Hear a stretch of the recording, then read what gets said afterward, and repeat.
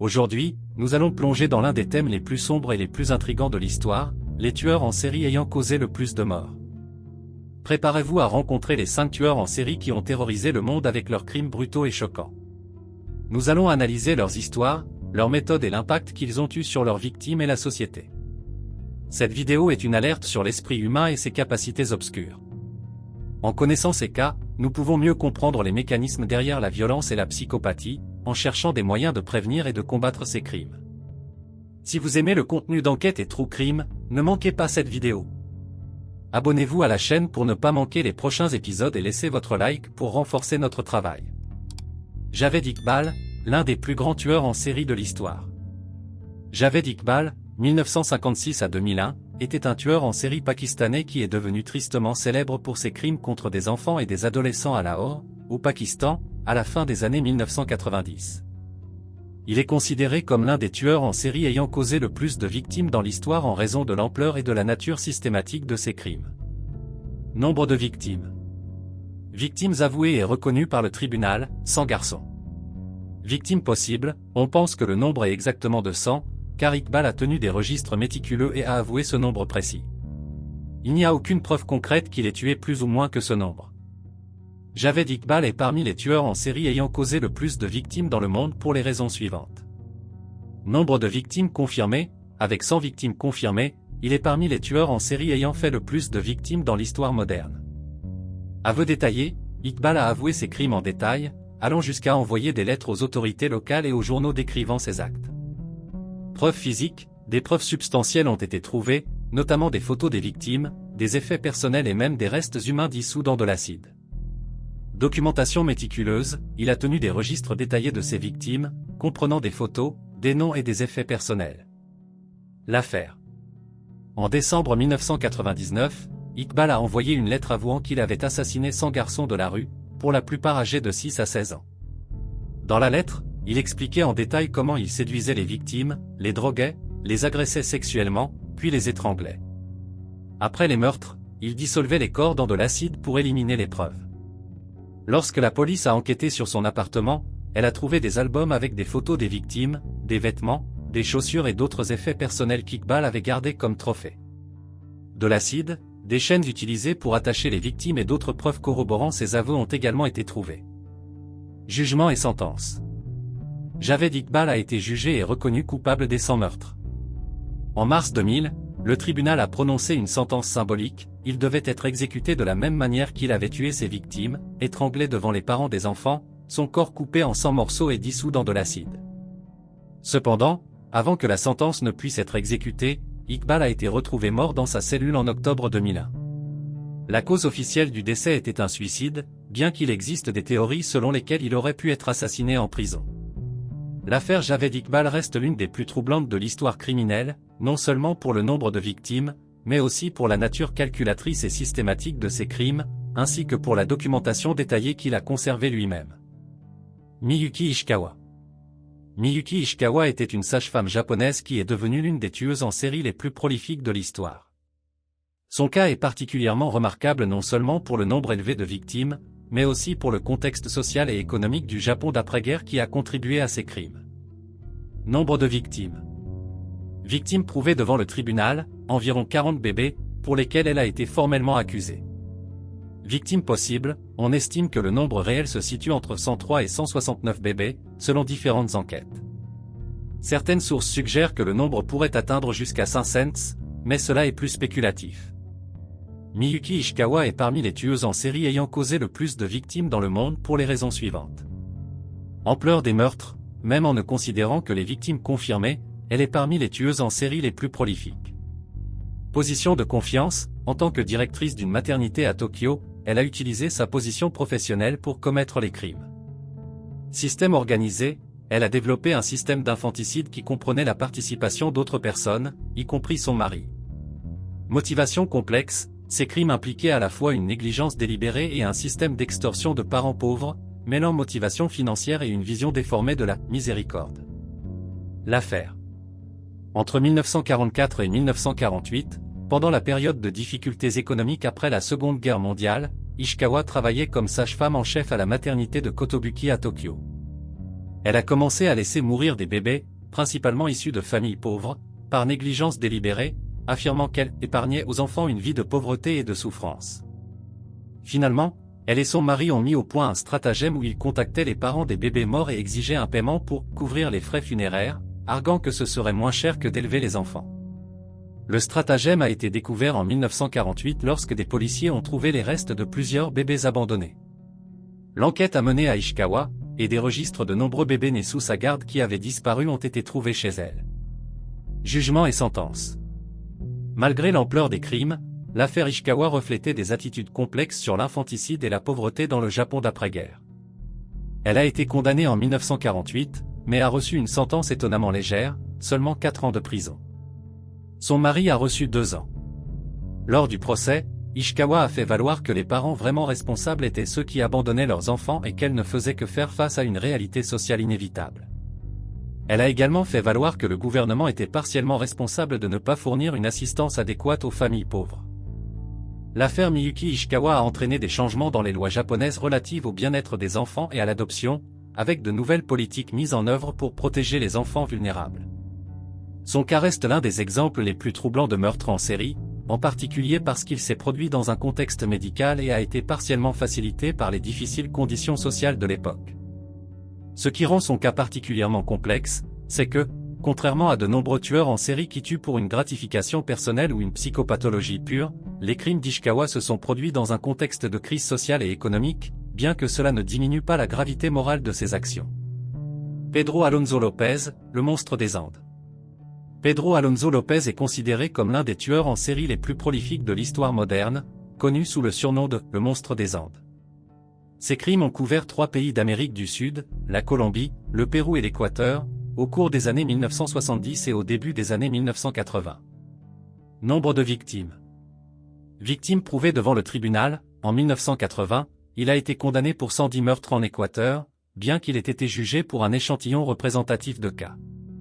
Victime possible, Lopez a avoué avoir tué plus de 300 filles dans différents pays, environ 100 en Colombie, 100 en Équateur et 100 au Pérou.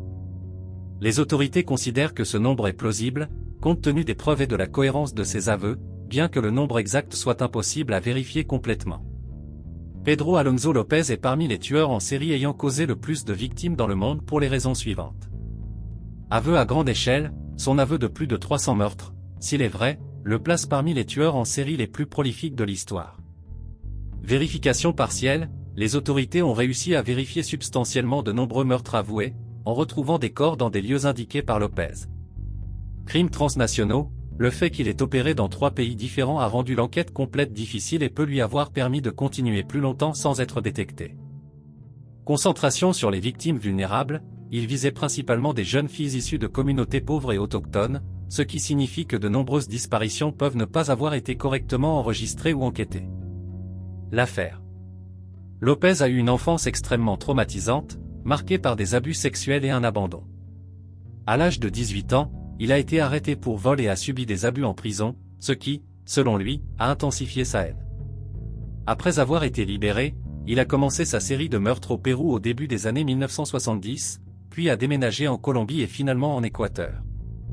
En 1980, il a été capturé en Équateur alors qu'il tentait d'enlever une fille. Après son arresto, il a guidé les autorités vers des dizaines de tombes de ses victimes. Les victimes étaient principalement des filles âgées de 8 à 12 ans provenant de zones rurales pauvres. Jugement et destin ultérieur. Lopez a été condamné en Équateur et a été condamné à la peine maximale autorisée par la loi du pays à l'époque, 16 ans de prison. Étonnamment, il a été libéré en 1994 pour bonne conduite, après avoir purgé 14 ans. Il a été déporté en Colombie, où il a été brièvement interné dans un hôpital psychiatrique, puis libéré en 1998. Ce qui rend l'affaire encore plus troublante, c'est qu'on ignore actuellement où se trouve Lopez. Il aurait disparu et certains pensent qu'il pourrait avoir continué à tuer, bien qu'il n'y ait aucune confirmation de cela. D'autres pensent qu'il pourrait avoir été tué en représailles pour ses crimes. L'affaire Pedro Alonso Lopez met en évidence de graves lacunes dans les systèmes de justice pénale et de santé mentale de l'Amérique du Sud de cette époque, ainsi que la vulnérabilité des communautés marginalisées. Son histoire soulève également des questions inquiétantes sur la manière dont les sociétés traitent les criminels extrêmement dangereux, en particulier lorsqu'ils traversent les frontières nationales. L'ampleur de ces crimes, la vulnérabilité de ses victimes et le fait qu'ils puissent être en liberté font de Pedro Alonso Lopez l'un des cas les plus troublants de l'histoire des tueurs en série. Luis Garavito, la bête. Luis Alfredo Garavito Cubillo, connu sous le nom de La Bestia, la bête, est considéré comme l'un des tueurs en série les plus prolifiques de l'histoire moderne. Né en 1957 en Colombie, Garavito est responsable d'un nombre choquant de meurtres d'enfants, principalement des garçons, au cours des années 1990. Nombre de victimes. Victime prouvée devant le tribunal, Garavito a été condamné pour 138 meurtres, après avoir avoué et aidé les autorités à localiser les restes de ses victimes. Victime possible, Garavito a avoué avoir assassiné environ 140 enfants, mais les enquêteurs pensent que le nombre réel pourrait dépasser les 300 victimes.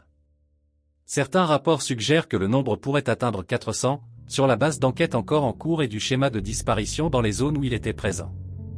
Luis Garavito est parmi les tueurs en série ayant causé le plus de victimes dans le monde pour les raisons suivantes. Nombre de victimes confirmées, avec 138 condamnations, il possède l'un des nombres les plus élevés de meurtres confirmés par un seul individu. Étendue géographique, ces crimes ont été commis dans au moins 11 départements différents, États, de Colombie, couvrant une vaste zone géographique. Méthode systématique, il a développé un schéma méthodique pour attirer ses victimes, généralement des enfants en situation de rue ou d'extrême pauvreté. Longue période d'activité, il a opéré pendant environ 7 ans, 1992 à 1999, sans être capturé, profitant de la mobilité entre les différentes régions et de la vulnérabilité de ses victimes. L'affaire. Garavito ciblait ses attaques sur des garçons âgés de 6 à 16 ans, généralement des enfants en situation de rue, des travailleurs ruraux ou des enfants extrêmement pauvres. Il se présentait sous différents personnages, vendeurs ambulants, moines, représentants d'ONG ou recruteurs de travail, pour gagner la confiance des enfants. Après avoir attiré ses victimes avec des promesses d'argent, de nourriture ou de travail, il les emmenait dans des zones isolées où il les torturait, les agressait sexuellement et les assassinait finalement, généralement par décapitation. Garavito tenait des registres de ses victimes et marquait souvent l'endroit avec des symboles spécifiques. Il a finalement été capturé en avril 1999, après une enquête qui a relié une série de meurtres présentant des caractéristiques similaires dans différentes régions de Colombie. Jugement et sentence.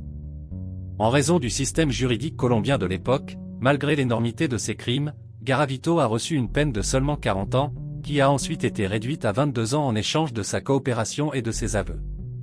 Cette sentence a provoqué l'indignation du public et a conduit à des changements dans les lois colombiennes pour les crimes contre les enfants. Techniquement, Garavito pourrait être éligible à la libération conditionnelle en raison de son comportement en prison et du temps déjà purgé. Cependant, il doit encore faire face à des accusations dans d'autres pays, tels que l'Équateur, et les autorités colombiennes ont travaillé pour s'assurer qu'il reste en prison.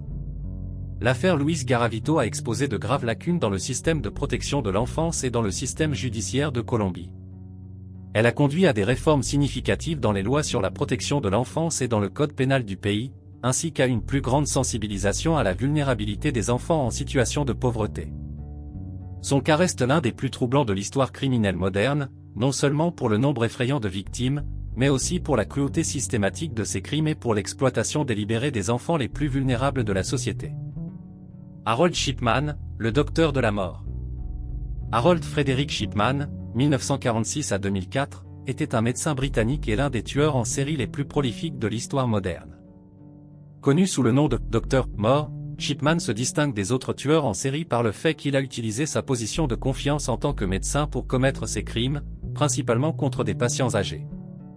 Nombre de victimes.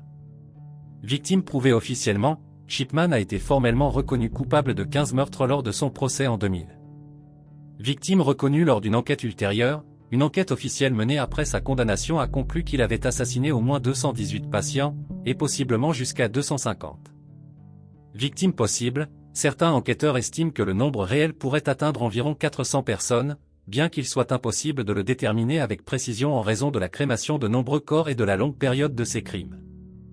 Harold Shipman est parmi les tueurs en série ayant causé le plus de victimes dans le monde pour les raisons suivantes.